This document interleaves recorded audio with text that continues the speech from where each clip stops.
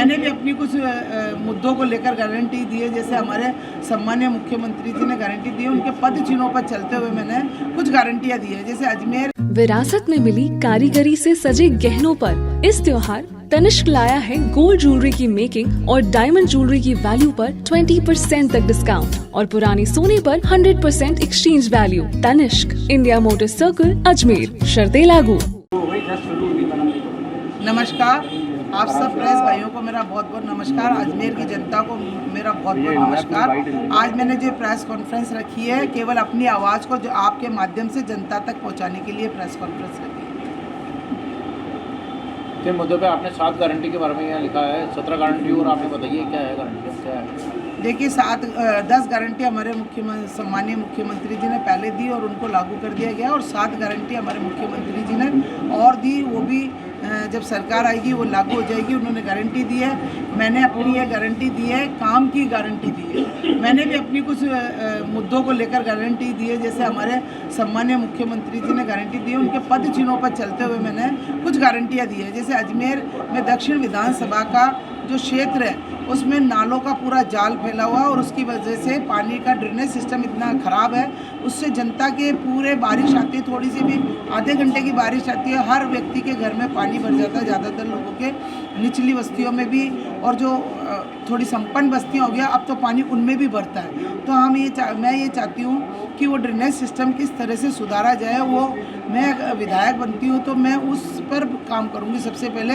और अजमेर की जो आपने देखा होगा डेयरी बूथ है, वहाँ पर पुल बन रहा है, सेंट्रल गवर्नमेंट ने कुछ बहाने लगाकर उस पुलिया को भी रोक दिया गया, और मदार की पुलिया को भी सेंट्रल गवर्नमेंट ने उसके डिज़ाइन को लेकर ऐसे करके उसको रोक दिया। तो उससे क्या भ्रम लोगों को ये होता है कि राजस्थान सरकार ने उस काम को रोका, लेकिन जबकि वो सब लोग जानते हैं कि उसको काम रेलवे का है, और रेलवे ब्रिज के ऊपर काम करने का काम रेलवे का, और उन्होंने रेलवे ने ही उस काम को रोक रखा, जबकि सरकार की वजह से कोई काम नहीं रुका। मैडम, आप क्षेत्र में जनसंपर्क कर रही है, किस प्रकार का समर्थन आपको मिल रहा है?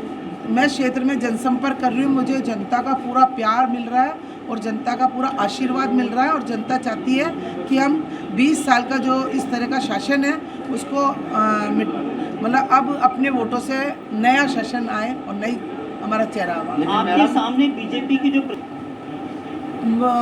बीजेपी की 4 बार की विधायक और 1 बार की मंत्री भी रह चुकी है। ये बात सही है कि वो उनका बड़ा वो है, लेकिन मैं एक जनता के बीच की और गरीब की बेटी और जनता के बीच की बेटी हूँ, और जनता इस बात को लेकर समझेगी कि हमारे बीच की हमें जो 20 साल जो काम नहीं कर सकी, हमारे बीच की बेटी हमारे बीच में काम करेगी, तो इस बात को लेकर वो मुझे एक बार मौका जरूर देंगी। मैडम, इससे पहले आपने जब अभी सीएम को फाड़ के अंदर कांग्रेस है, खासतौर से हम दक्षिण की बात करें तो आप बीजेपी पर बाद में बात करिए, पहले आप कांग्रेस को आप बताइए, एक की नहीं कर पाएंगे चुनाव में आगे कैसे बढ़ पाएंगे आप? देखिए, आपने देखा होगा जब भी मानती हूँ मैं सीएम साहब की भीड़ कम नहीं थी, वो थोड़ा सा लोग मतलब इधर साइडों में इधर खड़े हो गए, इसलिए आपको थोड़ी कुर्सियाँ ज़रूर खाली दिख रही थी, लेकिन लोग अगर बैठ जाते तो वो कुर्सियाँ भर जाती। और मान लिया कि थोड़ी सी भीड़ कम थी तो सब चुनाव में इधर उधर व्यस्त होने की वजह से भी भीड़ कम हो सकती है, लेकिन लोगों का ऐसा नहीं है। और हमारे जो संगठन के लोग हैं, हमारे जो बड़े नेता, सब लोग मेरे साथ चुनाव में लगे हुए हैं, और सारे कार्यकर्ता, छोटे से लेके बड़े कार्यकर्ता और बड़े सब नेता मेरे साथ लगे हुए हैं। हेमंत वाडी जी भी थे, हेमंत भाई संगठन पूरी तरह आपके साथ, उनके घर देखिए सीएम साहब को उनके घर ही डिनर का लंच रखा गया था, हेमंत भाई साहब के घर ही लंच का कार्यक्रम था, लेकिन सीएम साहब को नागौर में जाना था, और वो थोड़े आगे से, क्योंकि अमीन पठान जी ने उस दिन बीजेपी छोड़कर कांग्रेस ज्वाइन की थी, इस वजह से मैंने सीएम साहब से, क्योंकि मैं सीएम साहब के साथ ही आई थी गाड़ी में, तो सीएम साहब ने मेरे को ये बात बताई थी कि ना मैं थोड़ा लेट इसलिए हुआ कि आज वो प्रोग्राम अमीन पठान ने कांग्रेस ज्वाइन की है, उसमें टाइम लग गया, इसलिए वो फ्लाइट से लेट आए हेलीकॉप्टर से, और लेट आने की वजह से आगे नागौर में भी प्रोग्राम था और आगे और भी कार्यक्रम था, इसलिए उनको जल्दी जाना था, इसलिए वो मैडम, सरकार की जो जन कल्याणकारी योजना है उसका कितना लाभ आपको मिलेगा? सरकार की जन कल्याणकारी योजना है उनका 100% मुझे किस प्रकार की योजना है? सरकार की देखिए 10 योजना तो पहले महंगाई राहत कैंप में सरकार ने दी है, जिसमें राशन किट से लेके और लंपी में जो गाय मरी उसका 40,000 का बीमा करा, चिरंजीवी योजना है। इस तरह से हमारी सरकार ने 10 पूरी योजनाएं दे रखी है, उसमें सबको सपोर्ट मिला हुआ है। ऐसा कोई व्यक्ति नहीं है अजमेर का, मैं तो शायद आप लोगों को पत्रकारों को भी पता है, सरकार ने पत्रकार से संबंधित भी कुछ योजना बनाई, तो ऐसे ही उन्होंने अजमेर की पूरे राजस्थान की हर जनता के लिए कुछ ना कुछ दिया है। कुछ नहीं तो 100 यूनिट बिजली तो दी है, हर आदमी को दी है।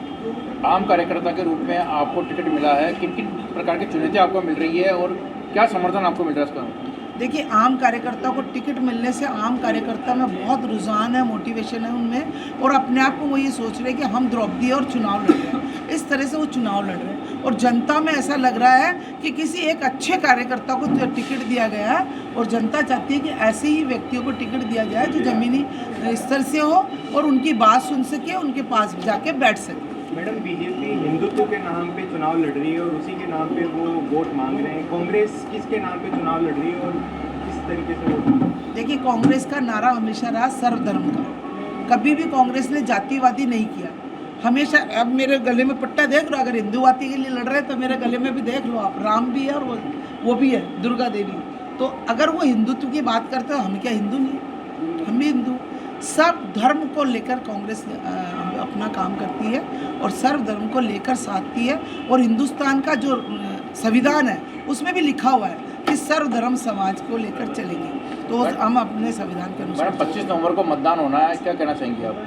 मैं आप जनता से एक ही निवेदन करना चाहूँगी, 25 नवंबर को जो चुनाव का मतदान हो रहा है, मैं किसी के पास अगर समय की कमी की वजह से अगर किसी के पास पहुँच नहीं पाऊँ और अगर नहीं जा पाऊँ, तो मैं आपके माध्यम से ये कहना चाहूँगी कि मेरी जनता, मेरे माँ बाप इस गरीब बेटी को ये सोचकर वोट दे, जिससे कि मैं उनके पास जीतने के बाद एक वादा ज़रूर करती हूँ, क्योंकि जीतने के बाद मेरे पास बहुत सारा समय होगा। मैं हर गली मोहल्ले में जाकर जीतने के बाद उन लोगों से मिलूँगी जिन लोगों से मैं चुनाव के समय नहीं मिल पाऊँ।